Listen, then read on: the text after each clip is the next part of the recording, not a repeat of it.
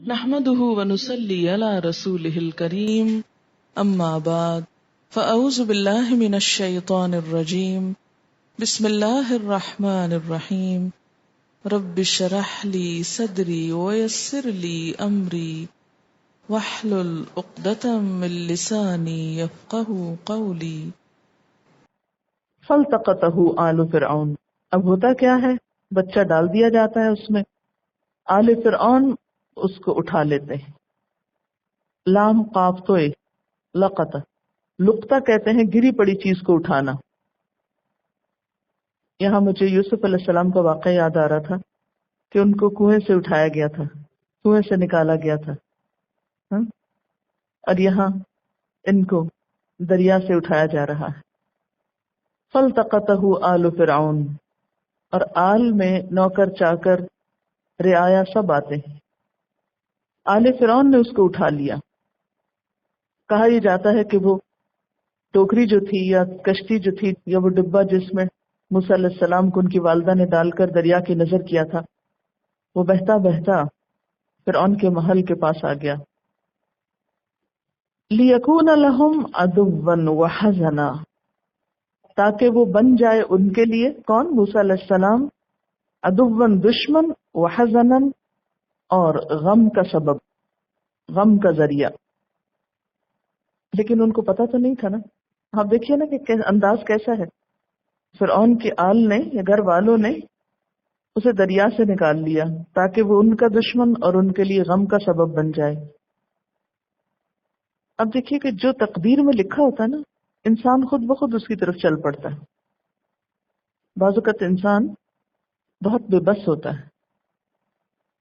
فرعون کتنے وسیع پیمانے پہ تدبیریں کر رہا تھا. شاید دنیا میں کوئی اور ایسی مثال نہ ملتی ہو کہ جس میں معصوم بچوں کا اتنا وسیع پیمانے پہ قتل عام کیا گیا اور صرف ایک شخص کو بچانے کے لیے.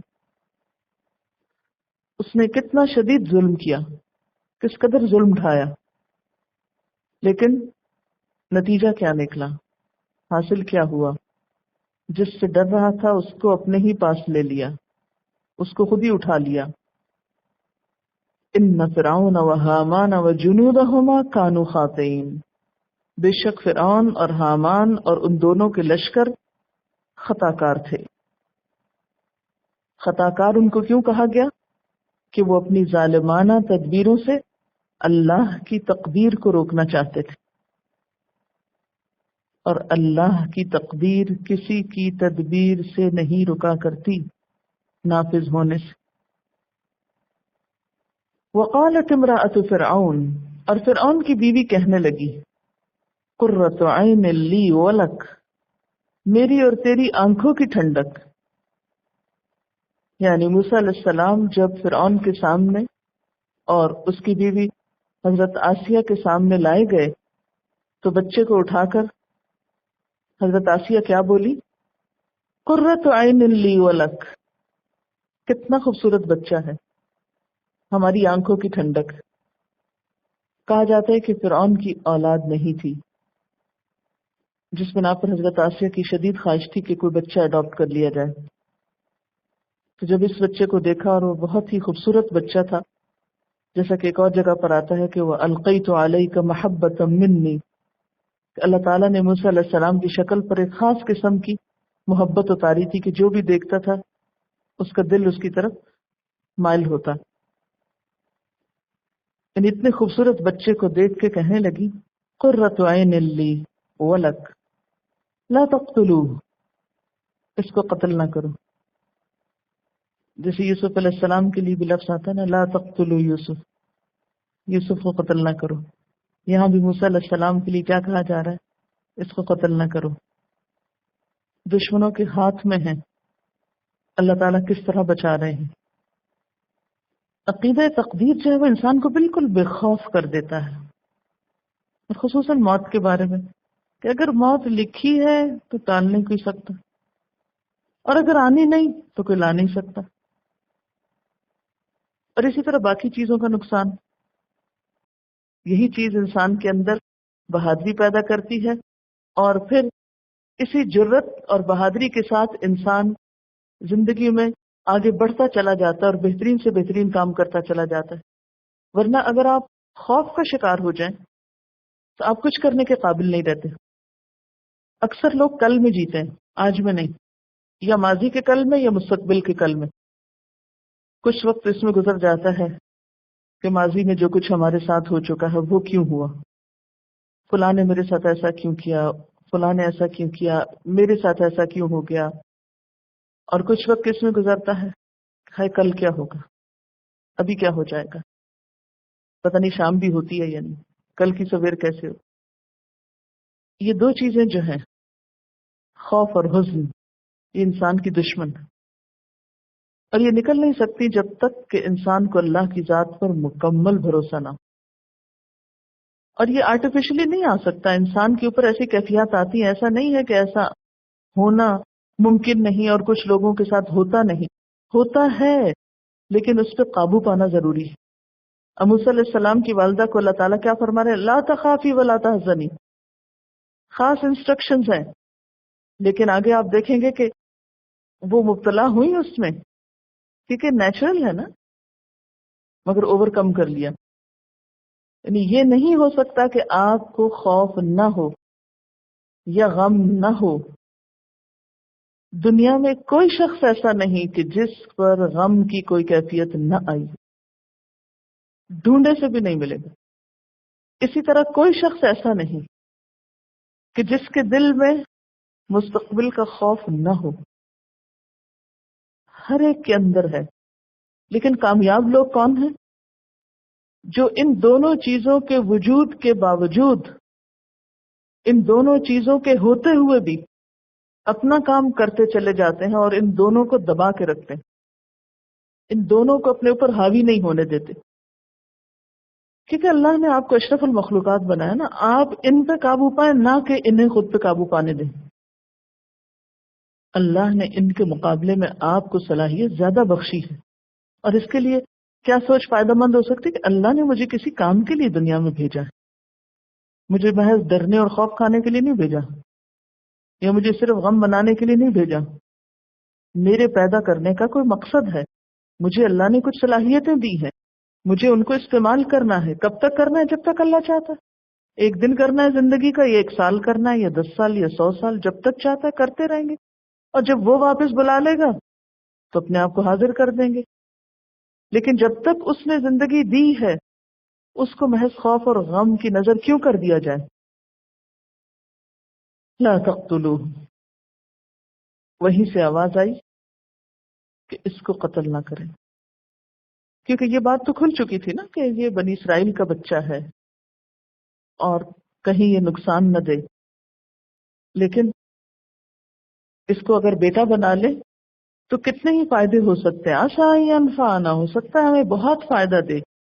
او نتخذہ ولدا، یا ہم اس کو اپنا بچہ ہی بنا لے. وہم لا یشعرون، اور وہ شعور نہ رکھتے تھے کہ وہ کیا باتیں کر رہے ہیں، کہ وہی بچہ ہے ان کے پاس جس کو مارنے کے لیے بہت سو کو مارا گیا تھا. یعنی ان کا خیال یہ تھا نا کہ اگر ہم اس کو خود پالیں گے، خود اس کو بڑا کریں گے، پھر یہ ہمارا وفادار ہوگا، ہم اسے بیٹا کہیں گے تو یہ ہمارا بیٹا بن جائے گا، اور اس کو تو یاد بھی نہیں ہوگا وہ کس کی اولاد ہے، اور اس طرح یہ ہمارے لیے بہت فائدے کا ہوگا.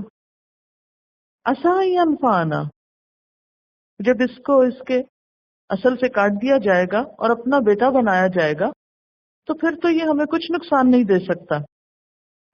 اچھا، عام طور پر بھی ہم لوگ ایسے ہی سوچتے ہیں نا، اپنی حفاظت کے کئی منصوبے بناتے رہتے ہیں، اولاد کی طرف سے، مال کی طرف سے، جاب کی طرف سے، بزنس کی طرف سے، خود کو مختلف طریقوں سے انشور کراتے رہتے ہیں.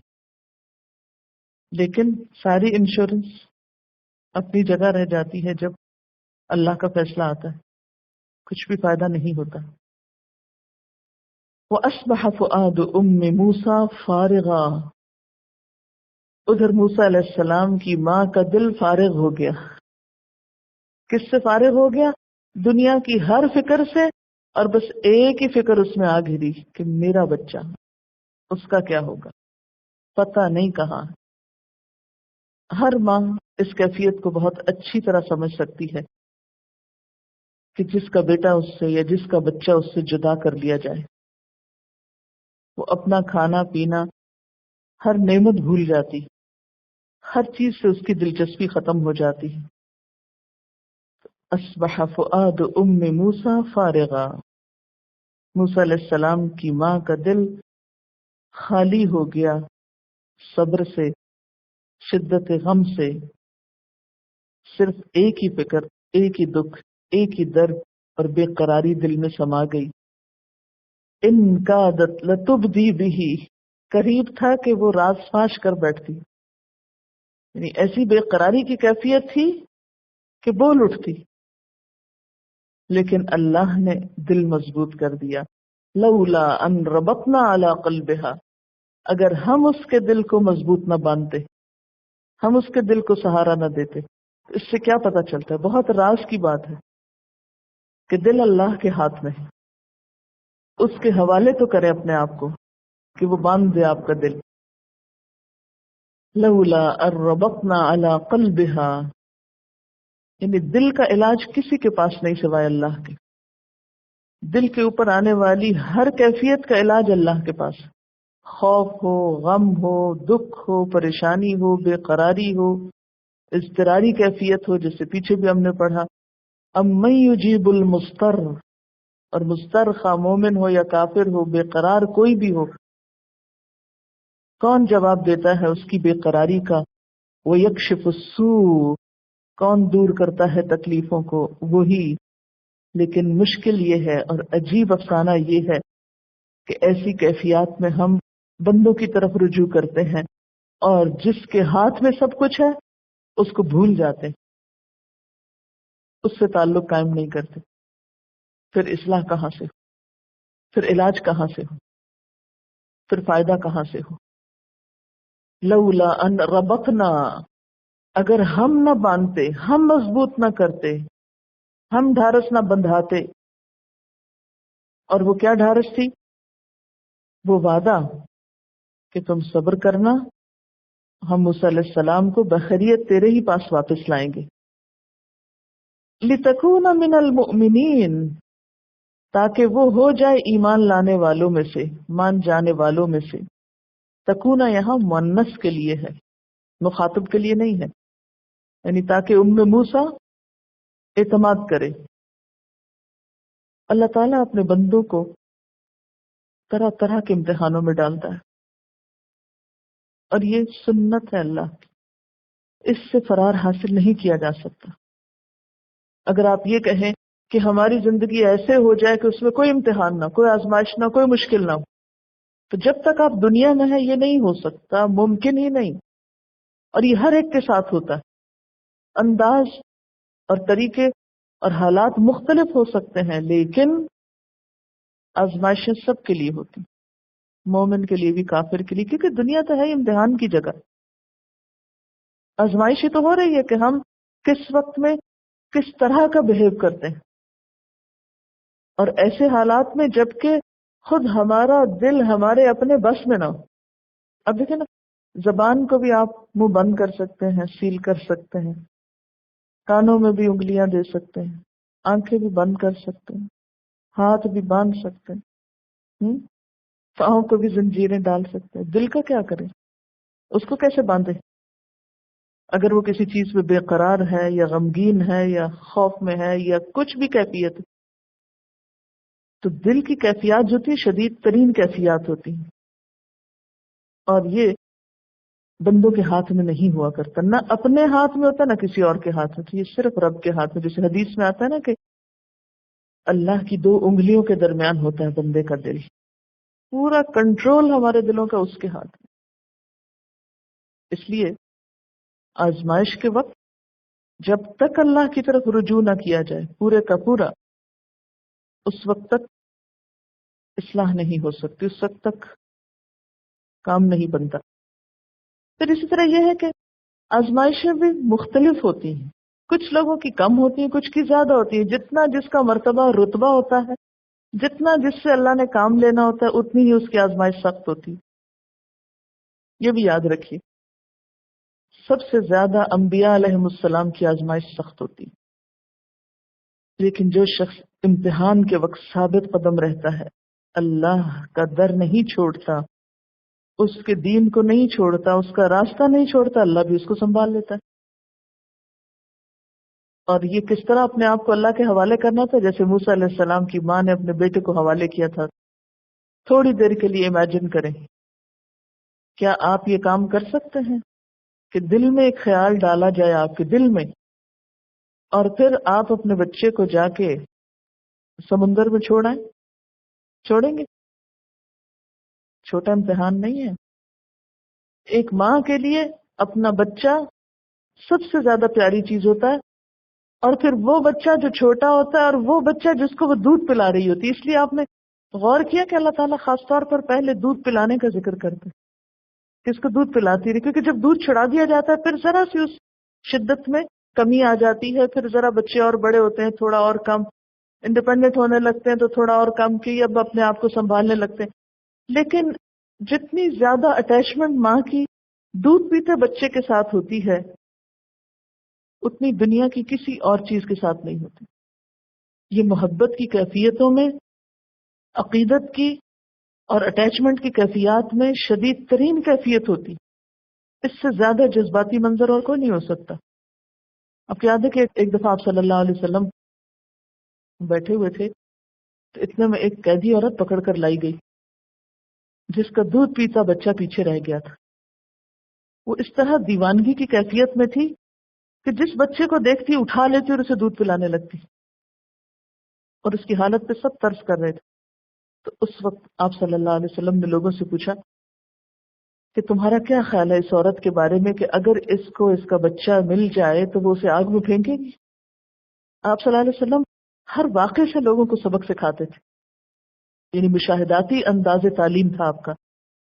تو واقعہ ہوا تو اس موقع پر جب لوگ پوری طرح تیار ہیں بات سننے کے لیے، دلوں پہ اثر ہو رہا ہے، اس وقت ایک خاص بات سکھا دی جو اس موقع کی مناسبت سے ہو۔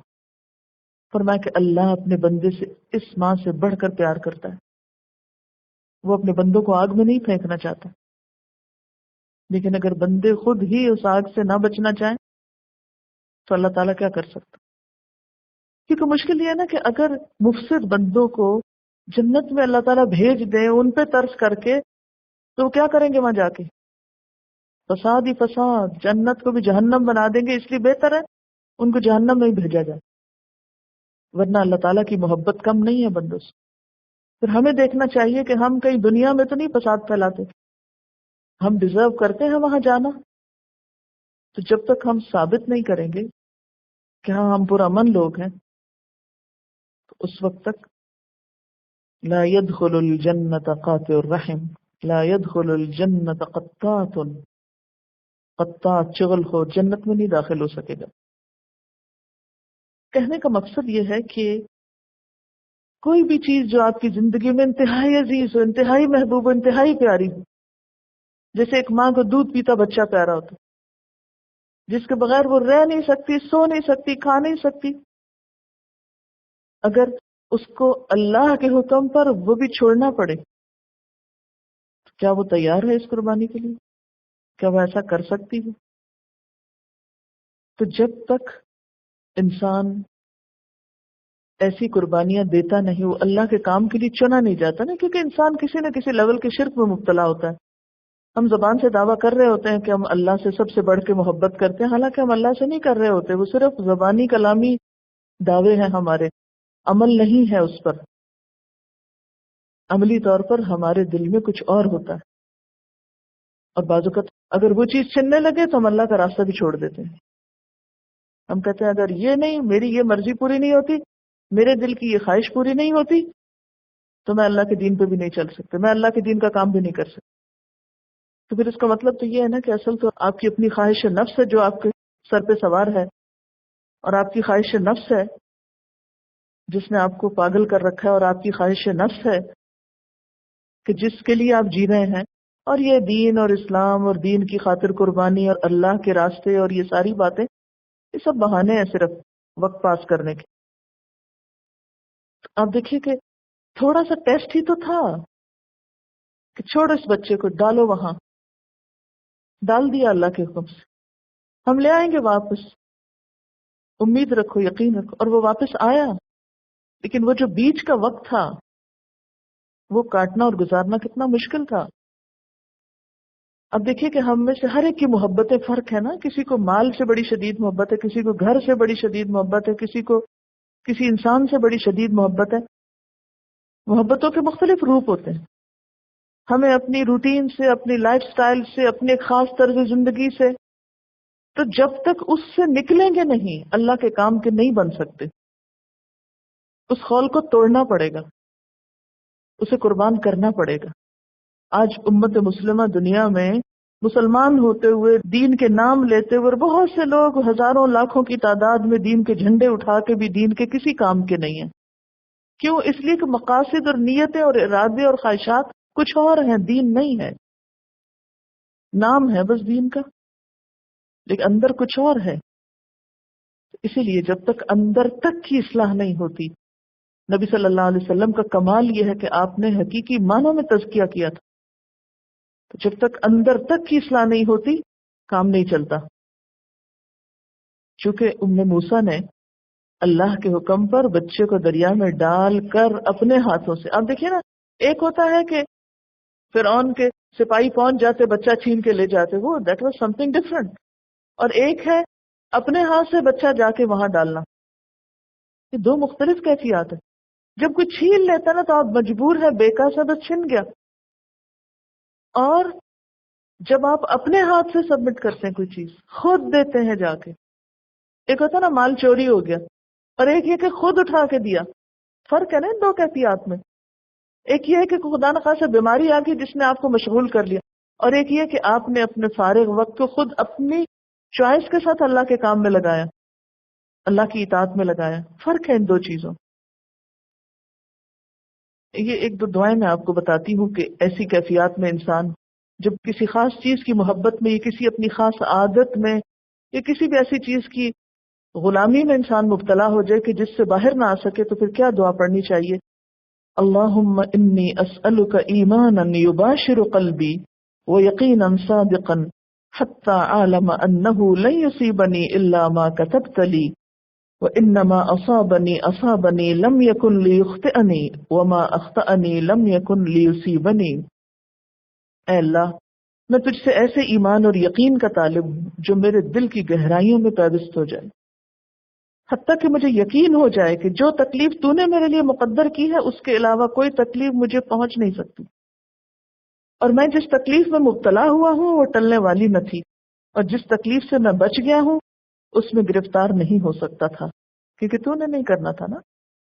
اللہم انی اسألک ایمانا اہتدی بہ ونورا اقتدی بہ ورزقا حلالا اکتفی بہ اللہم اجعلنی احبک بقلبی کلہ وأردیک بجہدی کلہ. اے اللہ، میں تجھ سے ایسے ایمان کا طالب ہوں جس سے میں ہدایت حاصل کرتا رہوں، اور ایسے نور کا متمنی ہوں جس کی روشنی میں چلوں، اور اس کے حلال کا متلاشی ہوں جس پہ قناعت کروں.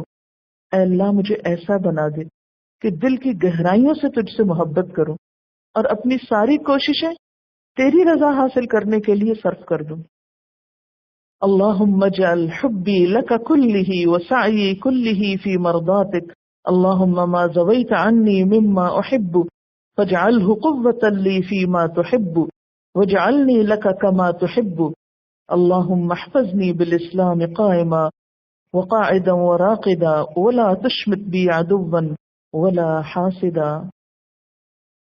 اے اللہ، میری تمام تر محبت اور ساری کوششیں اپنی رضا کے لیے وقف کر لے. اے اللہ، میری جس پسندیدہ چیز کو تو نے مجھ سے روک رکھا ہے اسے میرے لیے باعث قوت بنا اور اپنا محبوب اور پسندیدہ شخص بنا. اے اللہ، اسلام کے ذریعے سے میری حفاظت فرما. میں کھڑا، بیٹھا یا سویا ہوا ہوں، اور میرے دشمن اور حاسد کو میری وجہ سے خوش نہ کر. تو یہاں موسیٰ علیہ السلام کی والدہ کا امتحان کیا تھا؟ اپنے ہاتھ سے ڈالو، اس میں اپنے ہاتھ سے اپنا بچہ دریا میں ڈالو. ذرا چلتے جائیں ساتھ ساتھ، ایک بچہ اٹھا کے موسیٰ علیہ السلام کی والدہ کے تصورات میں اور ڈالیں اس کو پانی میں. تو جب انہوں نے ڈال دیا تو اللہ نے ان کا دل سنبھال لیا. وقالت لأختہ، اور اس کی بہن سے کہنے لگی، یعنی موسیٰ علیہ السلام کی بہن مریم بنت عمران سے کہنے لگی قصی ہی، پیچھے جاؤ، اس کے پیچھے پیچھے جاؤ. فبصرت به عن جنب، تو وہ بھی الگ سے اس کو دیکھتی رہی، یعنی اس طرح جا رہی تھی کہ کنکھیوں سے دیکھ رہی تھی لیکن اس طرح کہ کسی کو پتہ نہ چلے. وَهُمْ لَا يَشْعُرُونَ، اور ان کو پتہ بھی نہ چلا، دشمنوں کو شعور بھی نہ ہوا. اب موسیٰ جو ہے وہ دل کی تسلی کے لیے آخری تدبیر کرتی. اچھا، یہاں توکل اور تدبیر کا حسین امتزاج بھی نظر آتا ہے کہ ایک طرف اللہ پہ بھروسہ ہے، اللہ کے حکم سے ڈال دیا، اور دوسری طرف تدبیر بھی کر رہی ہیں. اچھا، ہمارا توکل کیا ہوتا ہے؟ پھر ہاتھ پاؤں چھوڑ کے بیٹھ جاؤ، بس توکل کر رہے ہیں، تدبیر چھوڑ دیتے ہیں، جبکہ توکل میں تدبیر ساتھ رہتی. وَحَرَّمْنَا عَلَيْهِ الْمَرَاضِعَ مِنْ قَبْلُ، اور حرام کر دیا ہم نے اس پر دودھ پلانے والیوں کو. مرضع کی جمع مرضع، فاعل اس کی جمع مراضع. من قبل، اس سے پہلے. اب ہوا یہ کہ آل فرعون نے جب وہ ٹوکری اٹھائی جس میں وہ بچہ تھا اور اس سے بچہ نکلا، اور اتنا خوبصورت بچہ، تو سارے شہر میں آنن فانن خبر مشہور ہو گئی کہ دریا سے اتنا خوبصورت بچہ نکلا ہے. یہ آپ خود سوچیں نا کہ کبھی کبھی آتا ہے کہ وہ سمندر سے فلاں چیز جو ہے برآمد ہوئی، تو سارا شہر سمندر پہ ٹوٹ پڑتا ہے. تو اسی طرح جب دریا سے بچہ نکلا تو ہر شخص بہت ہی ایکسائٹیڈ ہوا کہ یہ کیا بچہ اس میں سے نکلا. تو اسی ہلے گلے میں ان کی بہن بھی پہنچ گئی وہاں. اب وہ باقی تو ہر شخص ایک اور ایکسائٹمنٹ میں ہے، اور بہن جو ہے وہ کسی اور نظر سے دیکھ رہی ہے، ٹو لگا رہی ہے، دیکھ رہی کہ ہوتا کیا ہے. بے تعلق سے بن کے ایک طرف کو لوگوں کی باتیں سن رہی ہے، تبصرے سن رہی ہے، خاموش ہے. اب ہوا یہ کہ بچے کو دودھ پینا تھا، بچہ بھوکا تھا. اس دور میں دودھ پلانے والیاں ہوا کرتی تھی جسے انا یا دایا کہتے ہیں. تو جب اس طریقے پر، اور خصوصاً شاہی خاندانوں میں جب اس طریقے پر دودھ پلوانے کی کوشش کی گئی تو بچے نے دودھ پینے سے انکار کر دیا، اور یہ اللہ کی طرف سے تھا.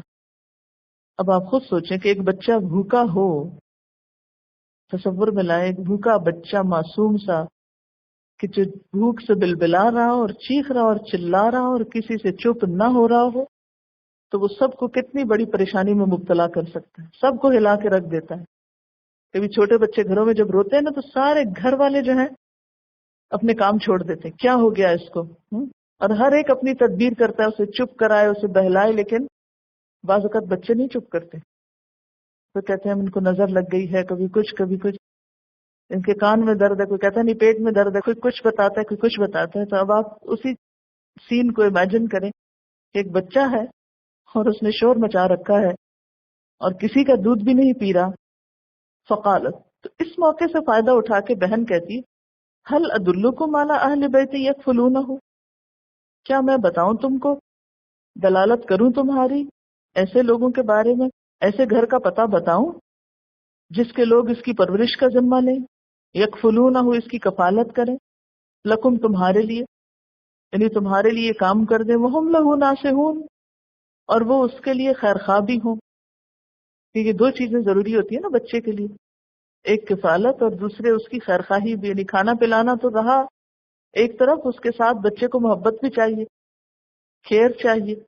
تو کیا ایسے گھرانے کے بارے میں خبر دوں کہ بہت اچھا گھرانہ ہے، میرا خیال ہے کہ وہ یہ کام کر سکتے ہیں، ان کے اندر یہ قابلیت، یہ صلاحیت ہے. وآخر دعوانا ان الحمد للہ رب العالمین. سبحانک اللہم وبحمدک، نشہد ان لا الہ الا انت، نستغفرک ونتوب الیک. السلام علیکم ورحمۃ اللہ وبرکاتہ.